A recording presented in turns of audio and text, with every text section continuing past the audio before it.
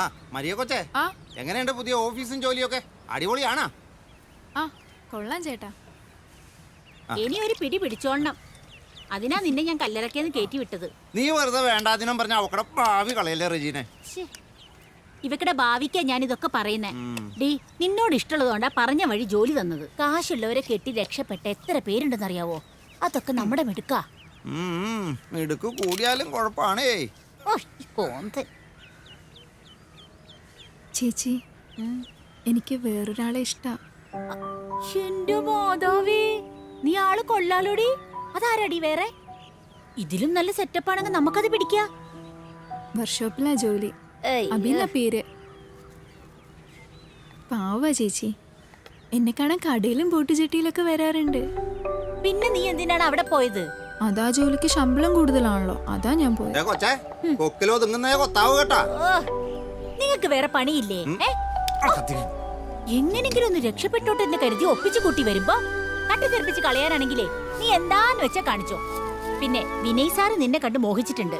അതിനിടെ അബി കിബി എന്നൊക്കെ പറഞ്ഞാലേ പെടുന്നത് നീയായിരിക്കും. ഞാൻ പറയാനുള്ളത് പറഞ്ഞു. ഇനിയൊക്കെ നിന്റെ ഇഷ്ടം. ദേ, നിങ്ങളെ ആ പപ്പും പൂടൊക്കെ പറിച്ചിട്ടേ ഈ സവാള ഒന്ന് അരിഞ്ഞു വെച്ചേ. ഇത്ര ഉള്ളൂടി ഓറ. ഇത് വെച്ചപ്പോ ഞാൻ എങ്ങനെ മോര് കാച്ചാനോ?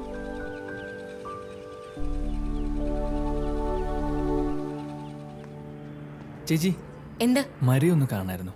റെജീന ചേച്ചി, ദേ മരിയ അന്വേഷിച്ച ഒരാൾ വന്നിരിക്കുന്നു. ആരാ? ഞാൻ അബി, മരിയുടെ ഫ്രണ്ടാ.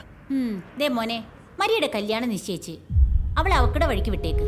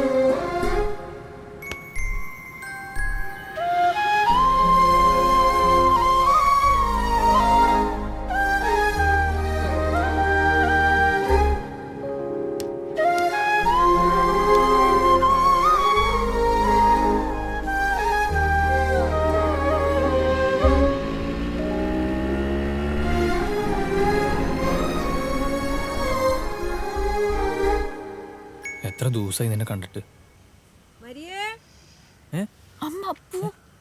അടുപ്പത്ത് വെള്ളം വെച്ചിട്ടുണ്ട്, അത് ഇറക്കി വെച്ചേക്കണേ.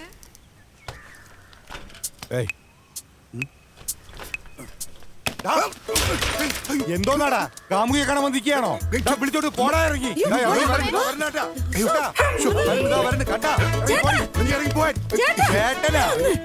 നിന്റെ ചേട്ടൻ ഇതാ നിൽക്കുന്നു. കൂടെ താമസോടി.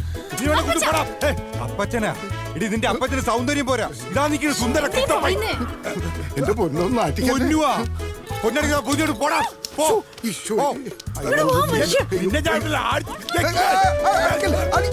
അടിക്കല്ലെന്നാ